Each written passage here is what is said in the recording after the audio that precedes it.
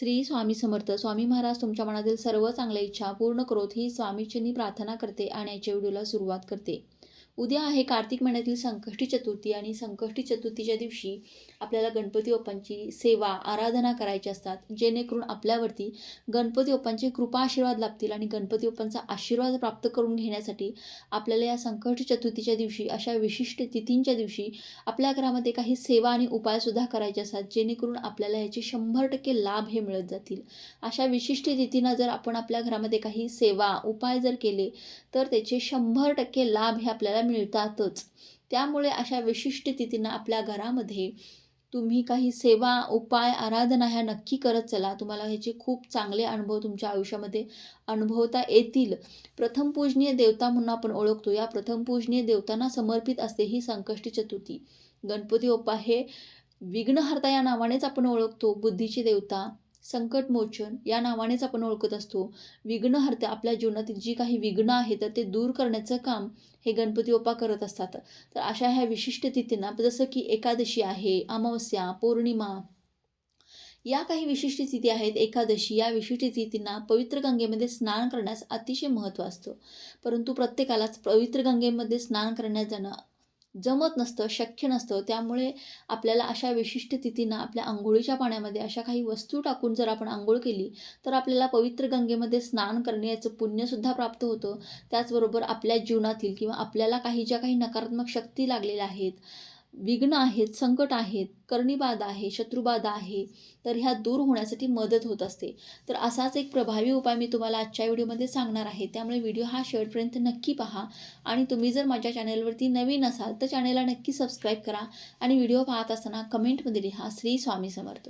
आणि सबस्क्राईबच्या बाजूचं bell आयकॉनलाही press करायला अजिबात विसरू नका, जेणेकरून असेच धार्मिक व्हिडिओ आपल्यापर्यंत पोहोचतील. संकष्टी चतुर्थी ही गणपती बाप्पांना समर्पित आहे आणि संकष्टी चतुर्थी या नावानेच ओळखते की संकष्टी जी आहे तर ती आपल्या जीवनातील विघ्न संकट दूर करण्यासाठी ही चतुर्थी असते. आणि त्यामुळे हे व्रत जे आहे ते आपल्याला आवर्जून करायचं असतं. या दिवशी गणपती बाप्पांची होता होईल तेवढी सेवा आराधना आपल्याला करायची असते. गणपती बाप्पांना आवर्जून आपल्याला जास्वंदाचं फूल, दुर्वा अर्पण करायचे असतात. ह्या 2 गोष्टी जरी अर्पण केला तरी सुद्धा गणपती बाप्पा हे आपल्यावरती प्रसन्न होत असतात. त्याचबरोबर काही सेवा उपाय आपल्या मुलांच्यासाठी सुद्धा करायचे असतात, जेणेकरून आपल्या मुलांच्या जीवनातील काही विघ्न आहेत, संकटे आहेत, अडचणी आहेत, त्रास आहेत, तर ते दूर होण्यासाठी अशा सेवा उपाय करणं अत्यंत गरजेचं आहे. याचे व्हिडिओसुद्धा आपल्या चॅनलवरती अपलोड आहेत. जर तुम्ही पाहिले नसेल तर तुम्ही नक्की आवर्जून पहा आणि आपल्या मुलांच्यासाठी ह्या सेवा उपायसुद्धा नक्की करा. आता आपल्याला अंघोळीच्या पाण्यामध्ये अशा काही वस्तू टाकायच्या आहेत. तर त्या वस्तू कोणत्या आहेत पहा. पहिली वस्तू जी आहे ती म्हणजे गंगाजल. गंगाजल टाकल्यामुळे आपल्या जीवनातील आपल्या शरीराला काही दोष लागलेले असतील, नकारात्मक शक्ती असेल, शत्रुबाधा असेल, करणीबाधा आहे, तर ह्या सर्व दूर करण्यासाठी गंगाजल हे अतिशय महत्त्व असतं गंगाजलाला. कारण पहा, आपल्या घरातील नकारात्मक शक्ती दूर करण्यासाठी आपण गंगाजल हे आपल्या घरामध्ये शिंपडत असतो. त्याचप्रमाणे आपल्याला लागलेले दोष दूर करण्यासाठी, नकारात्मक शक्ती दूर करण्यासाठी सुद्धा आपल्याला अंघोळीच्या पाण्यामध्ये हे थोडंसं गंगाजल टाकणं आवश्यक असतं. हे गंगाजलची बॉटल तुम्हाला कोणत्याही पूजेच्या ठिकाणी अगदी 10-20 रुपयामध्ये मिळून जाईल. तुम्ही नक्की आवर्जून घरी आपल्या आणून ठेवा. अगदी 2 ते 3 थेंब जरी गंगाजल टाकलं तरी सुद्धा चालेल. जर तुमच्याकडे गंगाजल नाही भेटलं तर तुम्हाला गोमूत्र टाकायचं आहे. गोमूत्र ते सुद्धा अगदी तुम्ही 2 ते 3 थेंब टाकू शकता, किंवा मग तुम्ही गुलाबजल जरी टाकलं तरी सुद्धा चालेल.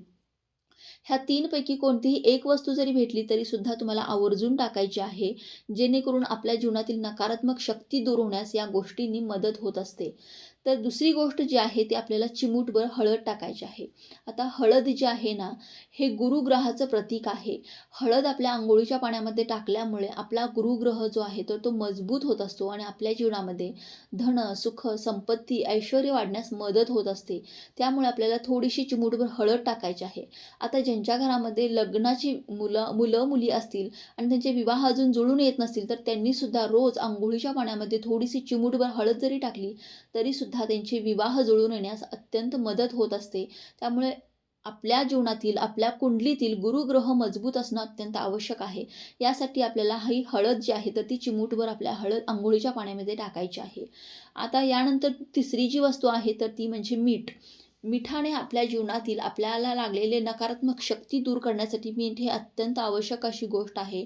पहा, आपण आपल्या फरशी पुसताना सुद्धा खडे मिठाचा वापर करत असतो. कारण आपल्या घराला लागलेली नकारात्मक शक्ती दूर व्हावी, दोष आहेत तर ते दूर व्हावेत, नजरबाधा आहे, शत्रुपीडा आहे, यासाठी आपण आपली जी फरशी पुसत असतो, आपण जी घरातील लादी पुसत असतो, तर त्या लादी पुसण्याच्या पाण्यामध्ये सुद्धा आपल्याला हे खडे मीठ टाकायचं असतं.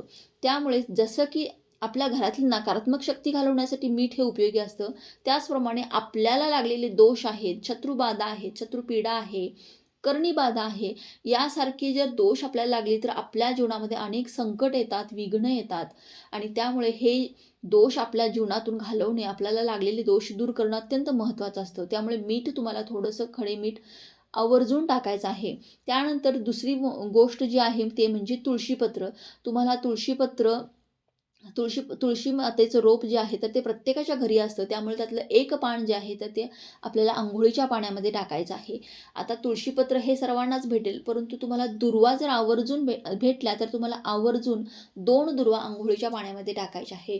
कारण उद्या संकष्टी चतुर्थी आहे आणि विघ्नहर्ताची संकष्टी चतुर्थी आहे. विघ्न दूर करणाऱ्यांची म्हणजे आपल्या गणपती बाप्पांची संकष्टी चतुर्थी आहे. गणपती बाप्पांना समर्पित असणारी ही संकष्टी चतुर्थीच्या दिवशी जर आपण ह्या 2 दुर्वा टाकून आपल्या अंघोळीच्या पाण्यामध्ये टाकून अंघोळ केली तर आपल्या जीवनातील खरोखर सर्व विघ्न दूर होतात, संकट दूर होतात आणि आपल्या जीवनामध्ये प्रगती होण्यास मार्ग खुले होतात. यासाठी आपल्याला हे दुर्वा जर तुम्हाला भेटला तर आवर्जून टाका आणि समजा तुम्हाला दुर्वा नाही भेटल्या तर तुम्ही कमीत कमी तुळशीपत्र तरी आवर्जून टाका. ह्या सर्व वस्तूंपैकी तुम्हाला कोणती एखादी जरी नाही वस्तू भेटली तर चालेल, पण जितक्या वस्तू तुमच्या घरी आहेत त्या तुम्हाला अंघोळीच्या पाण्यामध्ये टाकून अंघोळ ही आवर्जून करायची आहे.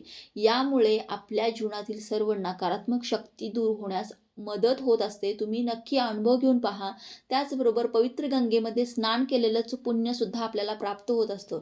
त्यामुळे अशा विशिष्ट तिथींना अशा वस्तू अंघोळीच्या पाण्यामध्ये टाकून अंघोळ करत चला. तुम्हाला ह्याचे खूप चांगले अनुभव येतील आणि सर्व नकारात्मक शक्ती दूर होण्यास मदत होईल, शत्रुबाधा दूर होईल.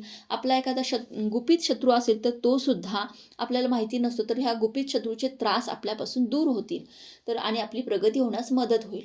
तर अशा पद्धतीने ह्या वस्तू टाकून अंघोळ नक्की आवर्जून करा. अंघोळ करतेवेळी सुद्धा तुम्हाला काय करायचं आहे, एक मग आपल्याला उजव्या खांद्यावरती ओतायचा आहे, दुसरा मग डाव्या खांद्यावरती ओतायचा आहे आणि मग तिसरा मग आपल्याला डोक्यावरती ओतून अंघोळ करायची आहे. आणि अंघोळ करत असताना सुद्धा तुम्हाला ओम श्रीम विघ्नहर्ताय नमः या मंत्राचा जप करतच तुम्हाला अंघोळ करायची आहे.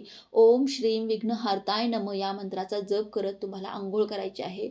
तुम्ही आवर्जून ह्या वस्तू टाकून अंघोळ करा. तर चला, झालेली ही सेवा मी स्वामींच्या चरणी अर्पण करते. व्हिडिओ आवडला असेल तर लाईक, शेअर, सबस्क्राईब करा. श्री स्वामी समर्थ.